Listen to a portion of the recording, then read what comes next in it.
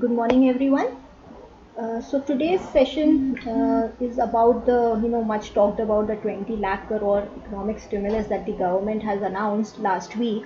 So we were waiting for the entire package to come out and then have a view on it. Most of you, I think, would have already gone through it in newspapers, websites, government's own presentations and PDFs that they have circulated about what exactly the package is. The details, of course, you would have read and will be there. We have been today in today's session and also tomorrow's session. So today and tomorrow's session will be back to back, related to each other. We are trying to speak about and analyze this budget, whether it will actually serve the purpose or not. So my take today is that it will not. It is an eyewash. It's not really serving the purpose for which the stimulus should have been given in the current circumstances. It is not addressing the problem that it should have, but trying to circumvent the current problem and go around and beat the bush and try to fulfill other agendas which were not a priority, right? So quickly moving into what has been announced. Again, this is something that you would have already seen, that the government has announced finally the total package of 20.97 lakhs. So it's a little more than the what actually was said, right? So a lot of euphoria, you may say, should be according to that. But when we go into the breakup, again, this is, first of all, this 20 lakh consists of the RBI measures of 8 lakh, right? So if you minus the 8 lakh crore, what you are left with is 12.97 lakh, right?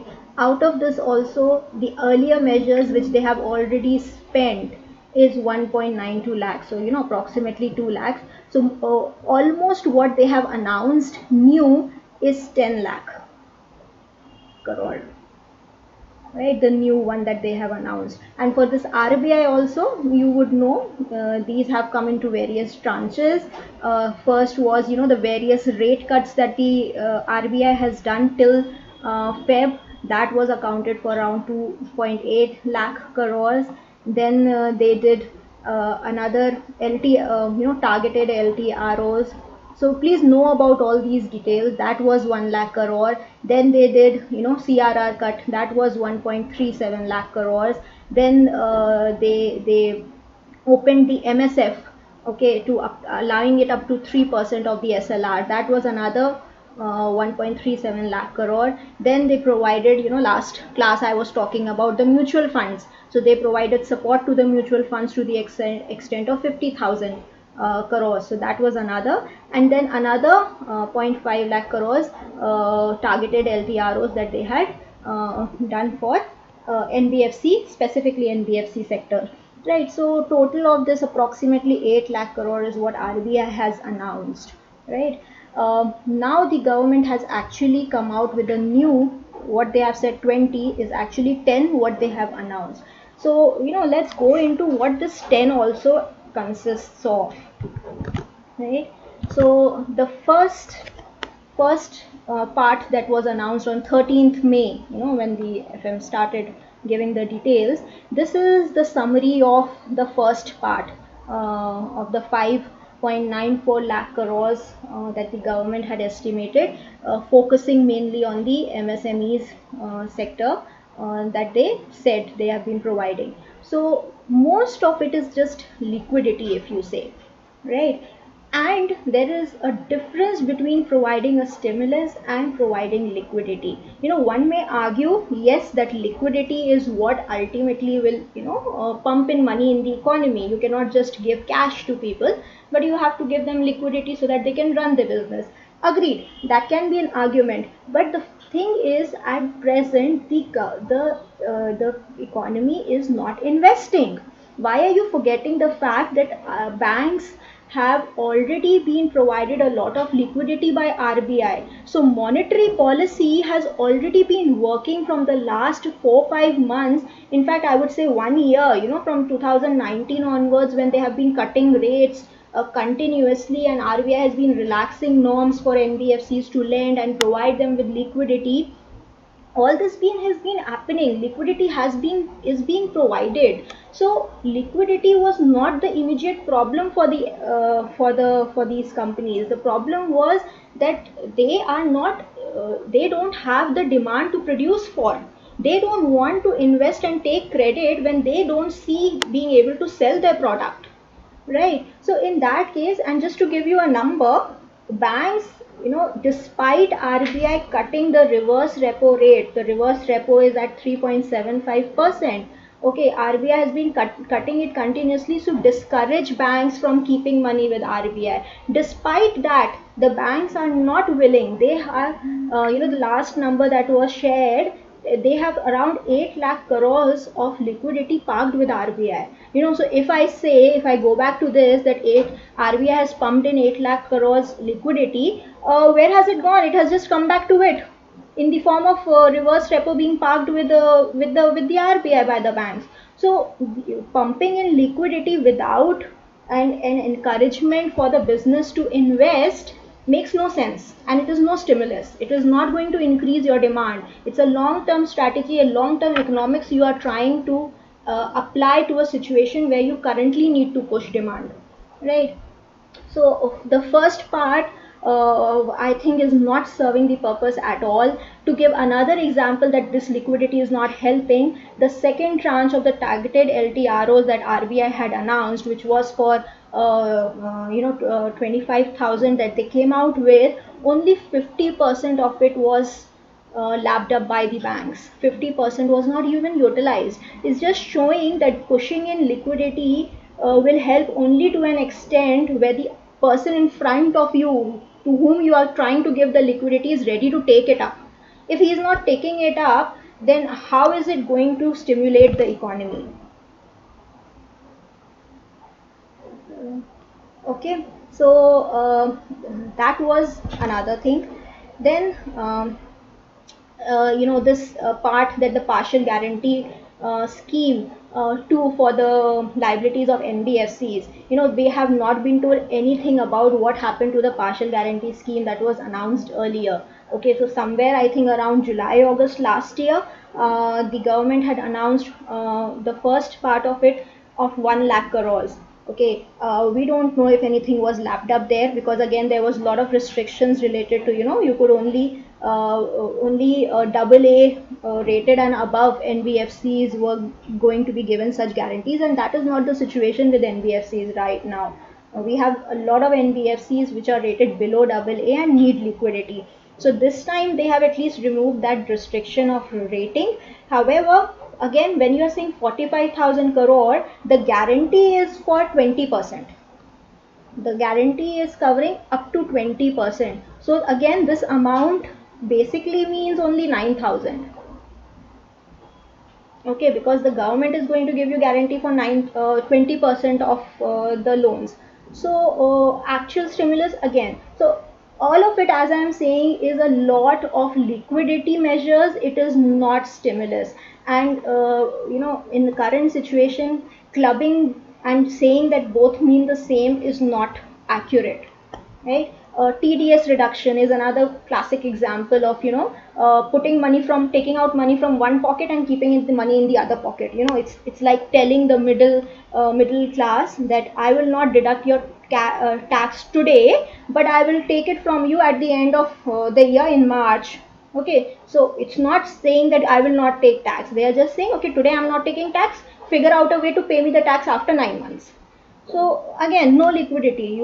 If that person is spending that money, how is he going to pay it later to you? So it's just taking out money from one pocket and telling to put it in the other pocket after some time. So it's again making no sense according to me. It's not at least going to push demand. In the second tranche, the government again provided certain stimulus for the agriculture, for the migrant workers. Uh, uh, uh, yeah. So yeah, Nikunj, the calculation you can do as 20 minus 1 point. You can do the math. Okay, overall number I have stated. You can do the exact math what it is. Here in the second part again, the actual expenditure which I see is this, where you are giving the food grains to the migrant workers for another 2 months. Again, interest subvention for Mudra Shishu loans. Shishu loans, if you will know, Mudra loans. There are up to three types. There is Shishu, there is Kishore, and there is Tarun. Okay, so Shishu loan is for less than 50,000. So these loans you are giving an interest subvention. Again, another liquidity. You are asking people to borrow more.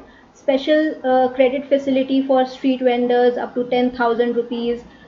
They can take street vendors when they, how much will they borrow? There is no action plan about the execution, is what I feel. And asking people to borrow money to spend is not going to push them to spend. Some may, but many won't. You have to count in the factor that majority will not borrow when they don't see an income coming to spend, right? Then housing, again 70,000 crores you are saying I will put in the affordable rental scheme, apart from the and you will extend it by another 1 year. The CLSS scheme, which was there for the middle class earlier also, it has been running from many years, I think 17 onwards, and you want to extend it by another 1 year. uh, Again, all these are credit facilities. You are trying to facilitate credit. You are hoping that people will borrow. You are hoping that people in the MSME sector will borrow. You are hoping that the middle class will borrow. You are hoping that the street vendor will borrow, and then spend that money. And it has not worked till now, at least. The last budget also announced in February was based on similar assumptions. Okay, but we have been seeing from the last 3 months, if we see the reports of RBI that they're publishing on the credit growth is not, it's not happening. The banks are flushed with liquidity. They are not ready to lend, and the borrower is not willing to borrow. It's not just about the banks that they are worried. So when the government is giving guarantees and asking for, and saying that these are collateral free loans, and therefore banks should not worry about giving these loans because I am giving you guarantee for these loans, and so you lend. Okay, the banks, you are addressing only one side of the equation where banks were not willing. Okay, when we say, okay, now we are pushing the banks to lend because we are giving you the guarantee, the government is saying, what happens to the other side? Why will be the other person willing to borrow when he is seeing there's been a lockdown, my business is not running, I am not able to sell? How do you make this person, how you cannot force anybody to borrow? So that is another, all this again, KCC is a liquidity, sorry, a credit. You are again providing more credit. You are providing more credit, so more and more of credit is what you are planning and basing your entire stimulus package on. In the third part, there are certain schemes that are being repetitive. I don't know the exact, because I didn't find the exact names in the budget, but from what the budget speech at least focused on, a lot of agriculture, the growth in agriculture. A lot of things seem like they have already been a part of the last budget that was announced. For example, the Kisan, the PM Kisan, you already have budgeted, right? Now you are front loading the payment. That is good. Okay, so this is one thing I will count as a good expenditure that you are doing, that you are front loading the payment, because otherwise under PM Kisan you make payments in 3 tranches. So here you are front loading so that people can spend. So that is a good step, okay, taken. But what I think, it's already a part of the overall union budget announced in Feb. So it is not a stimulus. You are preponing. So like in TDS case, I am saying you are postponing the expenditure. Here you are preponing the expenditure, but ultimately it all has to happen in this year only. right? But yes, it can help to push the demand which was required. So you could have in fact front loaded even a higher amount is what you could have done without having to worry about the fiscal. You could have front loaded even more. There was scope to do that. Then Fasal Bima Yojana payment you are saying. So all these were stuck up payments. These are not new payments. Okay, so the government is saying that we will clear all the payments related to Fasal Bima quickly over the next 1.5 month. So this payment was anyways due. So if you are just removing hindrances and giving that payment out, it is not again a stimulus. This was the right of the farmer anyways. They were supposed to get that money anyways, right? So you are just packaging the same thing in a different name and a different form and saying that it's a stimulus.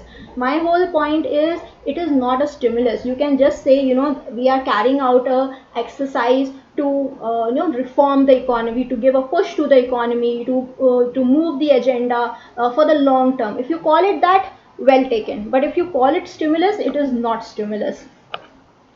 Okay, so many other parts of this were actually planned already under the existing budget is what my point for point breakup of point 3 is.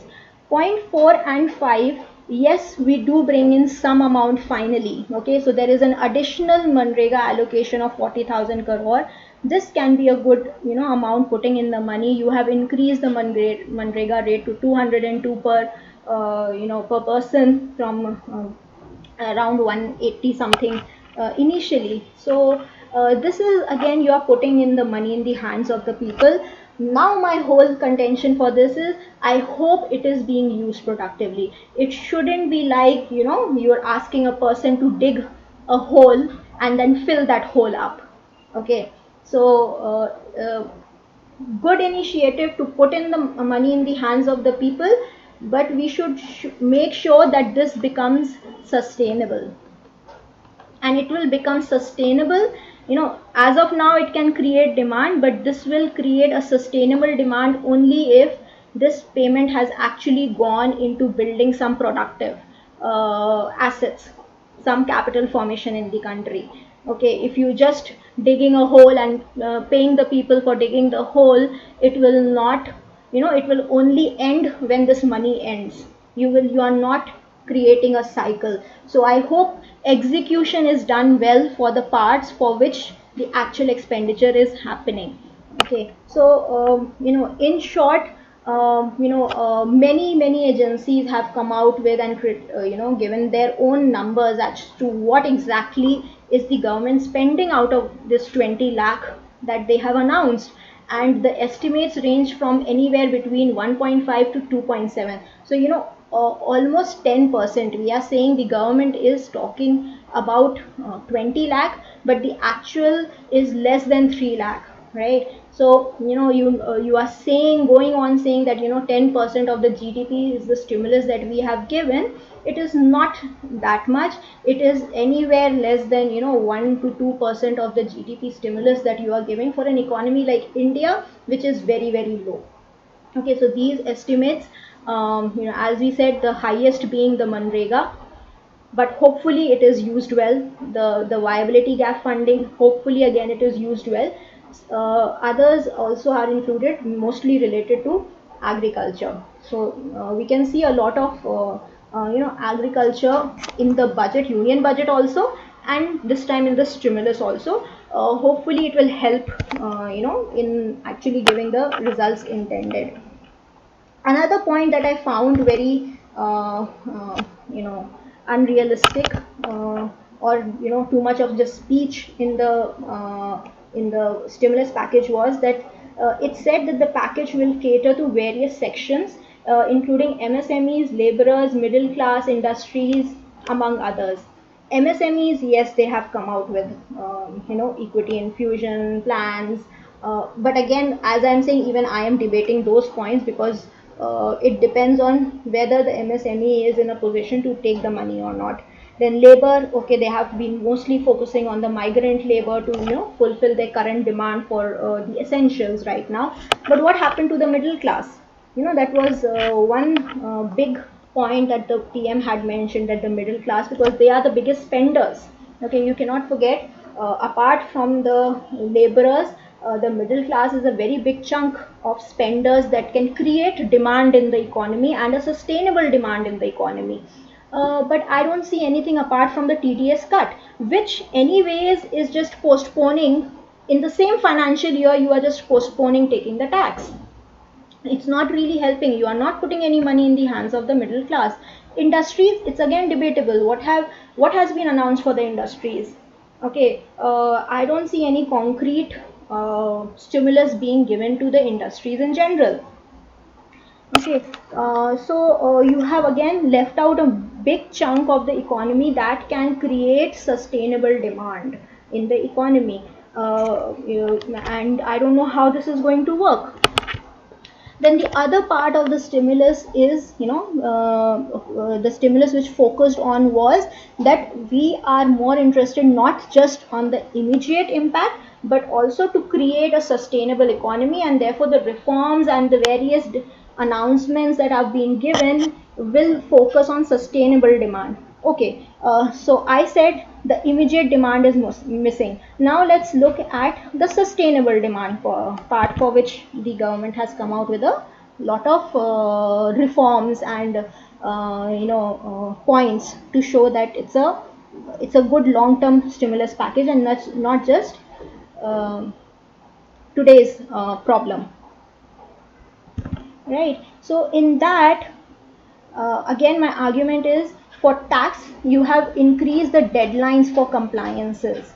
Again, when people don't have taxes to pay, there's no income, there will be tax, but of course the tax will go down when there is no income. How is again it a stimulus? How extending deadlines? This is a requirement of the hour. Okay, in general, because many people will not be able to file tax, will not be able to close their books accounting, because there has been a lockdown. There can be more time required for getting your accounts in order and getting the paperwork done. So this is the requirement of an hour. This is not a stimulus. This is not helping people to create demand. You are saying today, in fact I would say you should have simplified the entire filing process, because people may have more time right now, okay, to get the work done. You are saying when you open the economy after 2-3 months, then you will make them busy in the compliances of taxes. Again, you are using up their productive time, the future productive time which you may have given right now. Okay, I would suggest open as soon as the year ended. You should have opened the filing, not wait for June to come and then open the filing of income taxes. Till that time you could have opened it 1 month earlier in May, for those people who, at least not everybody is not everybody would be unable to file. So you give a bigger window for them to file the income taxes and the returns and the GST returns and everything, wherever it is possible. Where it is not possible, of course you have extended the deadline, but again it's not a stimulus. Okay, it's not a reform. It's neither a reform, it's not a stimulus. It is just the requirement of the hour, which is anyways expected of any rational person to do, right? Again, I have pointed out this point. TDS and EPF cuts is just postponing of paying of taxes, or other statutory cuts. You are not doing anything to reduce taxes. This payment anyways a person will have to make, not today, later. Okay, so it's not really giving any money to the people. Corporate tax, okay, corporate tax, we know in September the corporate tax was already cut in September 2019, and have we seen any investment coming in from the corporate or the private sector till now? No. So the government has to think beyond why the private sector is not investing. It is not just because of the taxes. It is a lot, not just because of the tax rate. It is also because of the the tax policies and the U-turns that the government keeps taking related to the taxes in the country. There's a fear that when will the government take back what it has already said.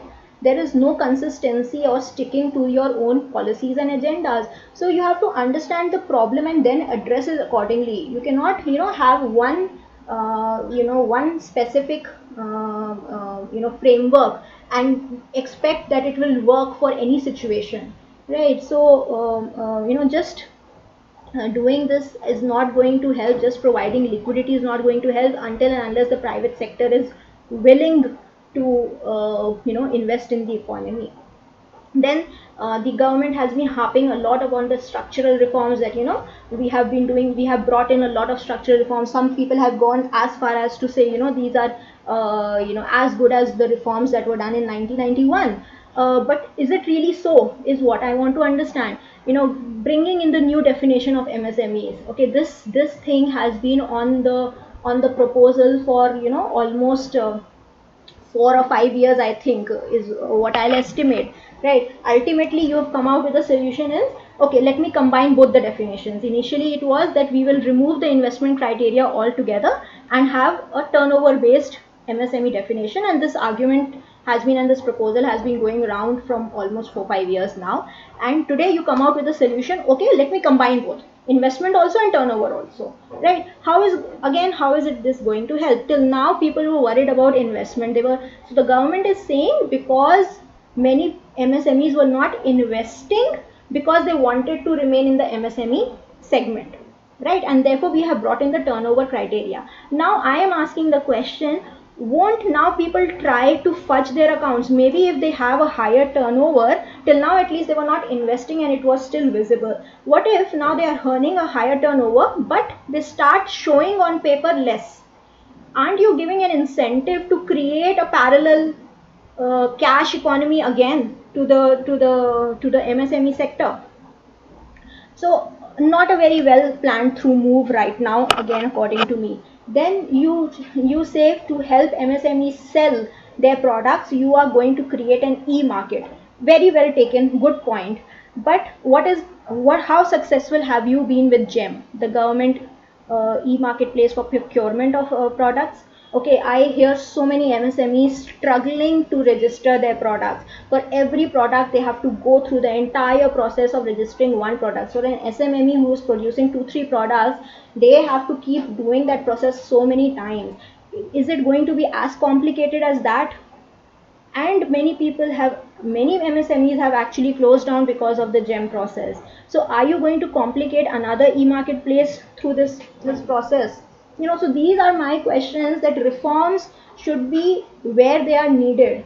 Well taken that reforms are needed. Well taken the point that, for the longer term you need, you just can't talk about today create demand, you need a sustainable demand. But these points are not leading to a sustainable demand is what my point is. Labor codes you have brought in. Again, the labor part has been such a huge problem for investment to come in India, because the land laws, the labor laws are so complicated that people don't understand it. And my again question is, I don't understand it. How is it going to push? Where is the employment? How are these labor codes going to help really? We need to know the nitty-gritties. As of now, what has been announced, I don't really understand. You may say, that is we will have to talk to an expert in the labor state. The state powers, the APMC's role you are diluting, okay? Giving one nation, one ration card, that is a good point. But are the states taken on board? What happened to the federal setup of the Indian economy? You are reducing the state powers, you are taking away the state's sources of income. Then you have to, supplement it with something else. As of now, states are struggling to find revenue on their own, and then you say that the states, my fiscal deficit is going up because of the fiscal deficits of the states going up. But you have to provide a equal opportunity for the states to earn revenue. So that is another point. And what happened to the land laws? If we were so interested in pushing the reforms agenda right now with the economic stimulus, then why not the land? The land bill has been there on the table again for 4-5 years. Why are we not trying to push for that at this time? That, if really the reforms was the point for the government to push. Okay, so that is another point. Yes, infra and investment story. What I felt for the entire thing was that you are now relying totally on the private sector to help revive the economy. When everybody is shouting, and it's not just today's COVID-19 problem, it has been a problem from 5-6 years, when we have been shouting invest in infrastructure, invest in infrastructure, invest in infrastructure, and the private, and that is what the role of the public is. When the private investment is not coming, you need to build, you need to push capital formation. Okay, today again you are talking about infra, but again you have put the onus on the private sector, which is not willing to do it because of various reasons, because of the tax policies in the country, because of the land problem, because of the labor problem, because of the end product, because of the GST taxation system. There are many reasons, it's not just one reason. Again you are expecting the private sector to invest. It's good, we know privatization in many sectors is required, like in coal it may help to improve the coal mining, the coal market, which is as of now the monopoly of Coal India. All these are moves well taken, but is this the time? You are asking to become self-reliant in defense. What happened to hospitals? As of now, we are not fighting a war with any other, on the borders. We are fighting a war within the country. It's a human war. It's a bio war, and you are not talking about anything about building hospitals. You are not talking about investing money. To build hospital infrastructure, more beds. As of now also we are depending, the healthcare system is mostly, one of the articles in Hindu was pointing this out, the healthcare system in India is mostly 90% private. Okay, and the COVID situation, and where the onus of handling the COVID situation is mostly falling on the public hospital, the 10% of the healthcare system in India. In that time you are more concerned about defense rather than hospitals. So where is your priority? The priorities are not there. You are talking about in the aviation sector. The aviation sector is dying a slow death. It's almost dead. It's on a ventilator, and what you come out with is 1,000 crore support for them, and that 1,000 crore support is what? It's about cost management. What happened to reducing taxes on the ATF? The airline industry has been shouting from years that the highest cost for them is the fuel cost because of the taxes, the high taxes. And now we are in a situation where the global Brent rate, the WTF, the crude prices have fallen, and you're still not reducing that cost for them. So where is the priority of investment in infra is totally not known to me. Another mixed point signals that you are giving is whether you want to support global or local. One side you are saying local is the way to go forward. We want to be a self-reliant country. We will not allow global tenders in global participants in tenders which are up to only 200 crores. We want to support only in Make in India. And on the other side, you want to attract more and more foreign investment. You are easing the debt investments in for the foreign investor. You are increasing the FDI limit. In defense you have allowed it to go up to 74% now. And the world is talking about the opportunity that India can have, because there are so many global players who want to exit China and set up industry elsewhere. You are not laying out any policies. You are just relying on exuberant about the fact that your own ease of doing business ranking has gone up to 63. Please remember, you are still at 63. You are not the number one. There are 62 countries above you where the foreign investors can still go and do their business. What are you doing to move from 63 to say maybe in the top 10 or top 20 countries? I don't see any land or labor laws related that will help to attract the foreign investors even today after all these reforms and the economic stimulus that you have announced. So in the nutshell, I am saying, out of this 20.97, first of all, the package is only related to 11 lakh, as somebody pointed out. Within that also, maybe it is the actual spending is only 3 lakh on the upper side, if I say 3 lakh you are saying, and even the rest of the investment that you are saying you are doing on the long term to create the sustainable demand, that is in wrong areas. uh, Government has not talked about anything about the fiscal, how they are going to fund that, because I think because they also understand, because we have not really funded, we are just providing liquidity. So but yes, fiscal is a problem. The government's borrowing program has already gone up to 12 lakh crores, which means approximately 5% of the GDP. So let's see what the government is actually going to achieve from this. So that is my take on the economic stimulus. We should not, what I believe, it is not an economic stimulus. It was a good time where you can have less opposition to work and push certain reforms or agendas, which were definitely not the priority, according to me. Um, so that is mostly today's my take. Tomorrow session, please do attend, where we will talk about how the stimulus package will help to push the economy. Meantime, ixamBee has launched its second version of Ghar Se Study Corona. For details, please attend. Visit the website of ixamBee, and please also attempt the daily quiz on our website today.